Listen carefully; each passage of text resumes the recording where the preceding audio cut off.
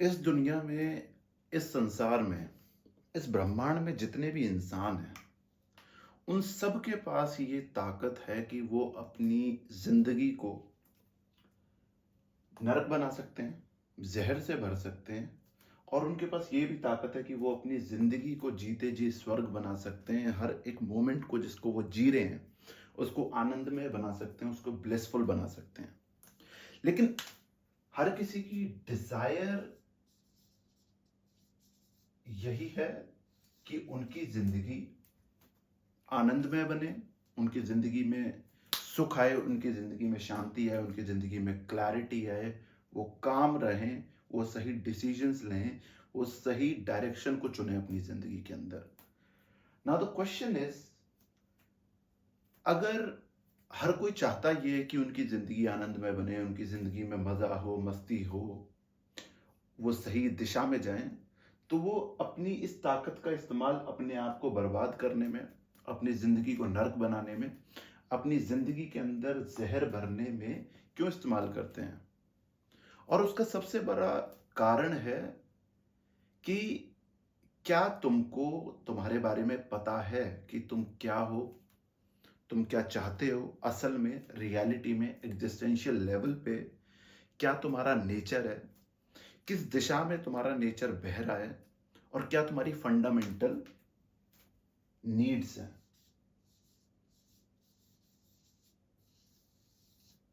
Fundamental needs का मतलब मूलतः ज़रूरत।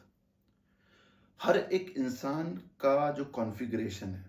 हर एक इंसान के शरीर और मन की जो डिमांड है, वो अलग-अलग होती है। हर एक इंसान के जो नेचर है, उसका फ्लो अलग-अलग होता है। फॉर एग्ज़ाम्पल, अगर तुम सेब का पेड़ लो, उसका अपना एक बहाव है, उसका अपना एक आकार है, उसका ग्रो करने का एक पैटर्न है और सेब के पेड़ के ऊपर तुमको कभी केले नहीं मिलेंगे। सेब के पेड़ के ऊपर कभी तुमको नींबू नहीं मिलेगा। सेब एक पर्टिकुलर एनवायरनमेंट में ग्रो हो सकता है, अगर तुम उसको गलत टेम्परेचर दो, गलत ज़मीन दो, गलत ह्यूमिडिटी दो,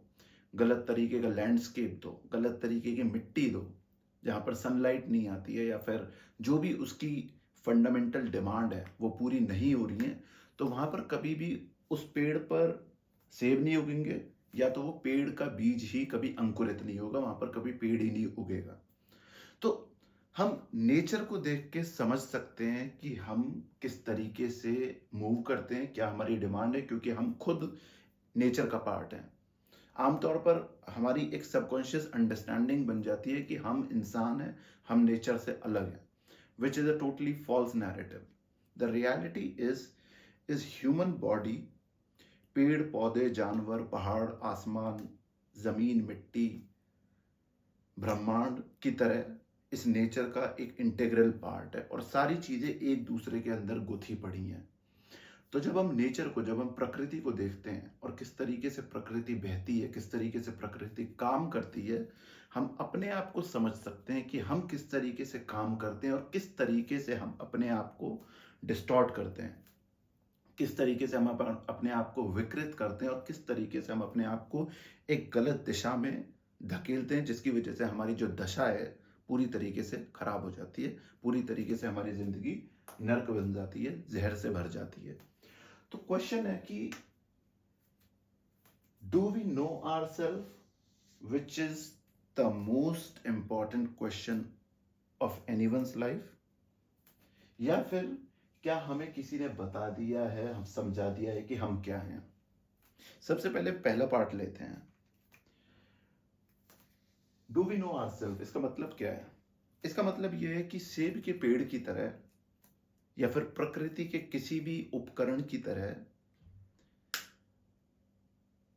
हर किसी का एक वर्किंग स्टाइल होता है। हर किसी की फंडामेंटल इमोशनल नीड होती हैं, स्पिरिचुअल नीड होती हैं। कौन से एनवायरनमेंट में मैं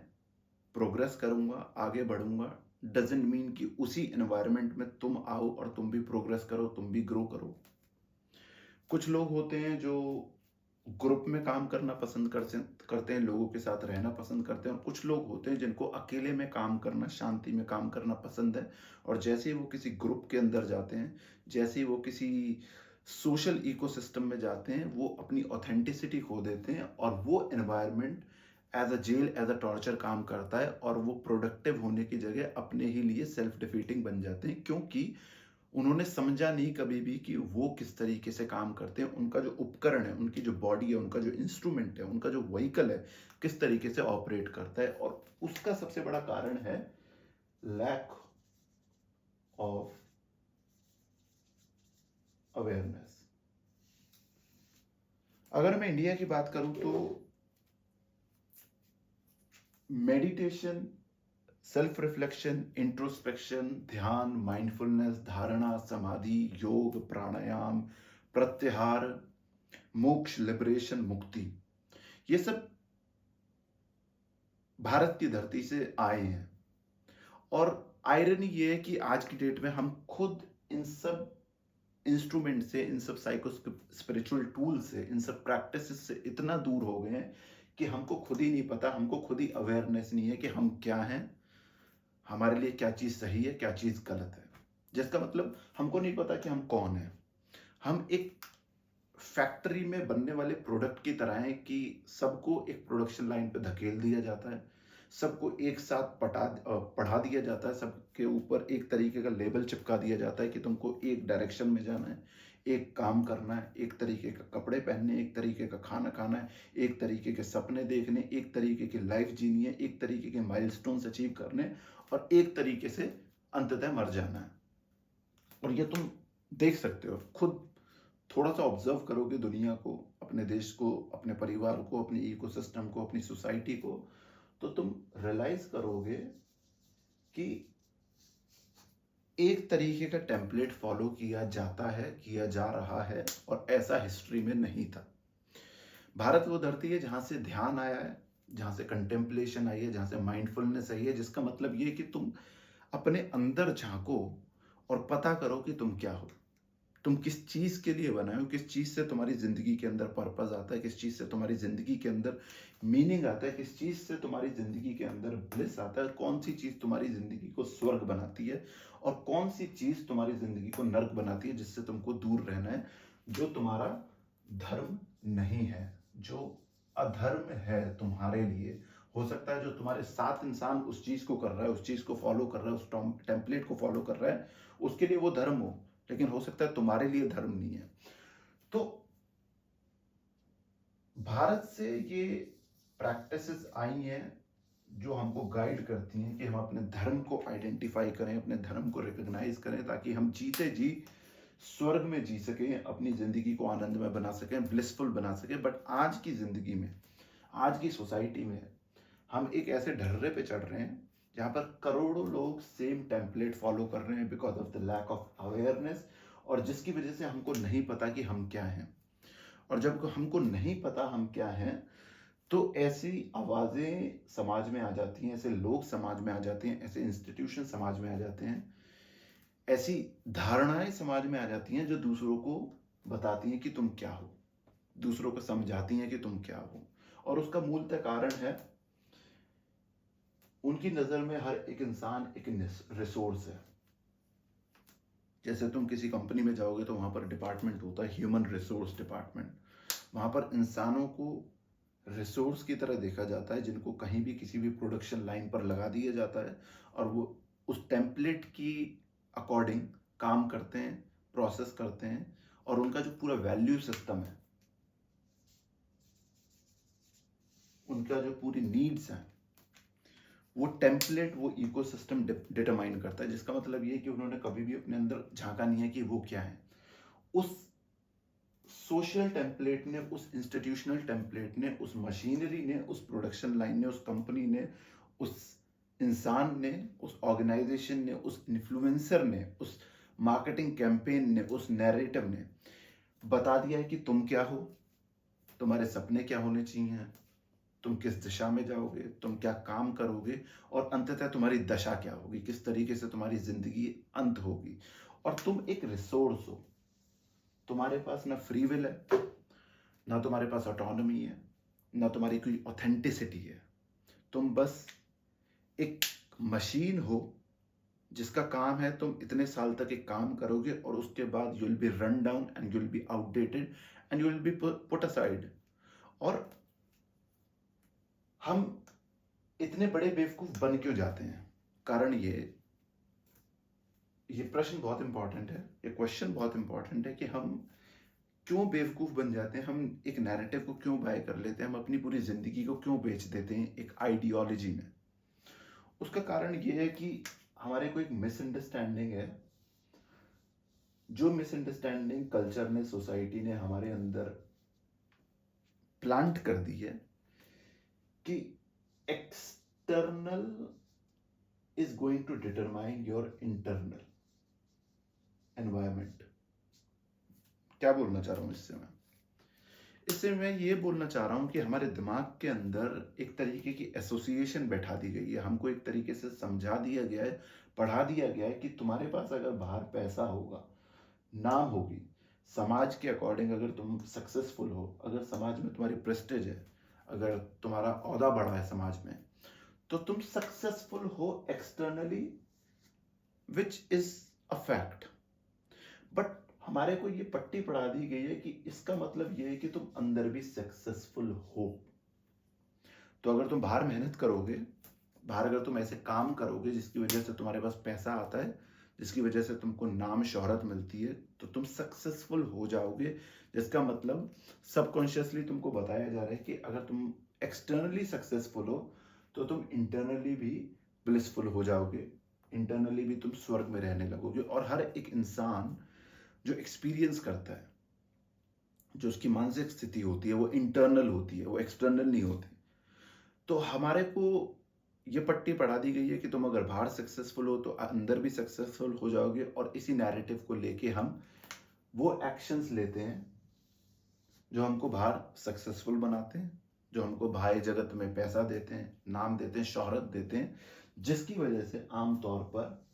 हमारा जो पूरा मन और जो हमारा शरीर है डिस्टॉर्ट हो जाता है, विकृत हो जाता है, क्योंकि जो फंडामेंटल अंडरस्टैंडिंग है वो हमारे सच से नहीं आ रही है, वो आ रही है सोसाइटल टेम्पलेट से, जहां पर हमको बताया गया है कि तुम ये हो। और हमने कभी कोशिश भी नहीं करी ये जानने की हम हैं क्या। हमको जो पढ़ाया गया हमने वो पढ़ लिया, हम एक रिसोर्स की तरह काम करने लग गए, हमने पैसा कमा लिया, नाम कमा लिया, सक्सेस हासिल कर ली, प्रेस्टीज हासिल कर ली, जिसकी वजह से हम बाहर तो सक्सेसफुल हो गए, लेकिन उस एक्शन ने हमारे अंदरूनी जगत को पूरी तरीके से डिस्टॉर्ट कर दिया, क्योंकि इस सक्सेस ने हमारी जो नीड्स हैं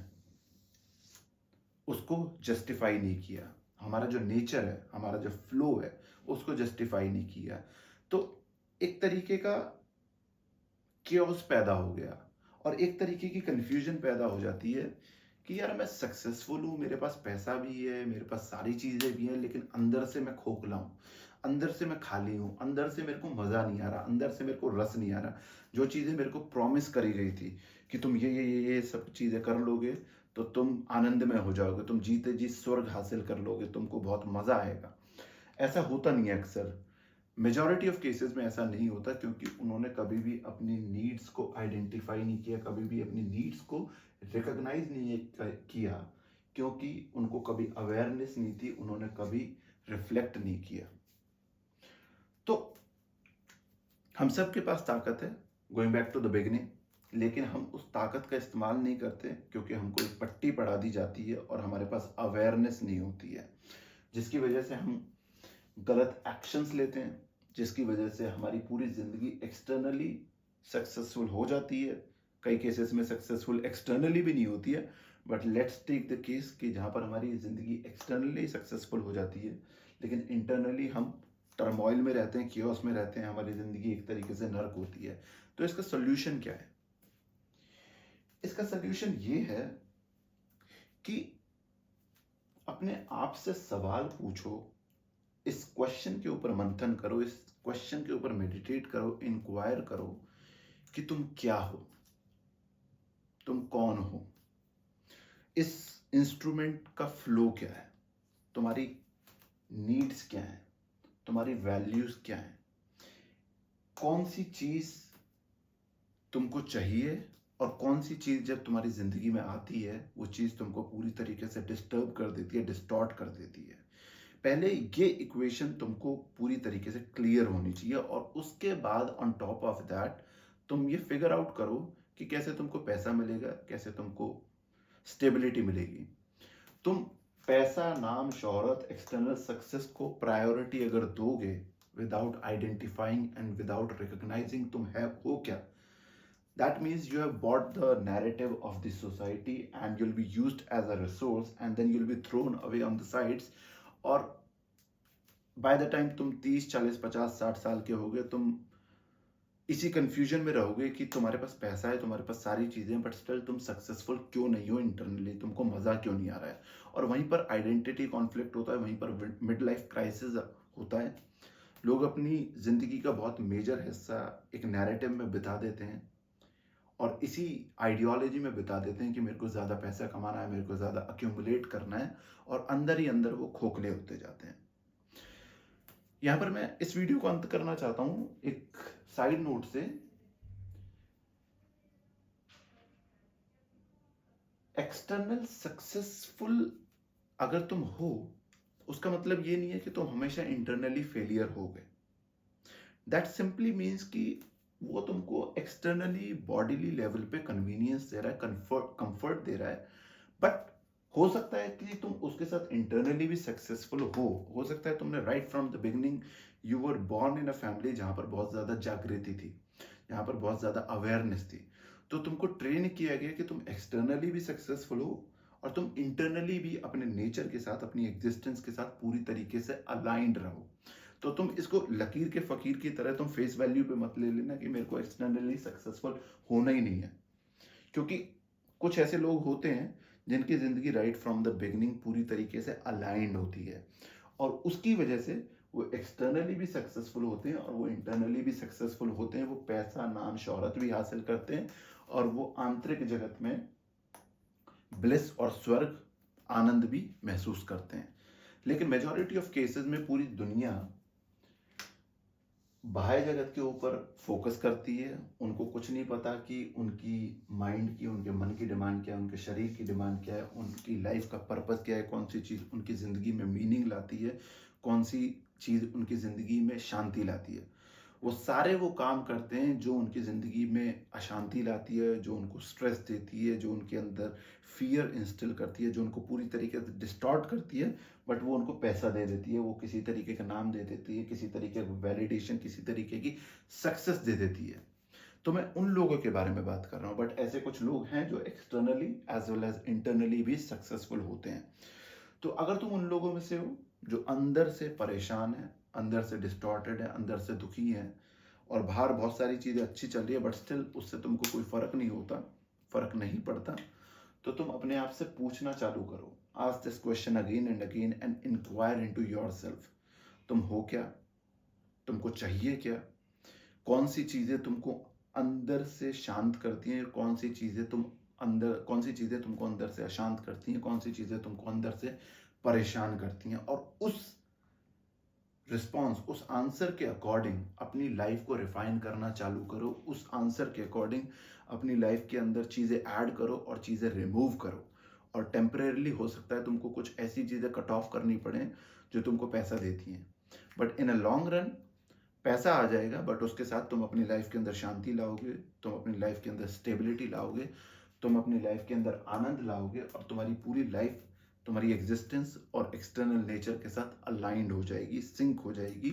तुम अपनी लाइफ को फर्दर डिस्टॉर्ट नहीं करोगे बट अलाइन करोगे। तो ये वीडियो यहीं तक थी। अगर तुम्हारा कोई क्वेश्चन है, कोई डाउट है, कोई ओपिनियन है, कमेंट सेक्शन में लिखो।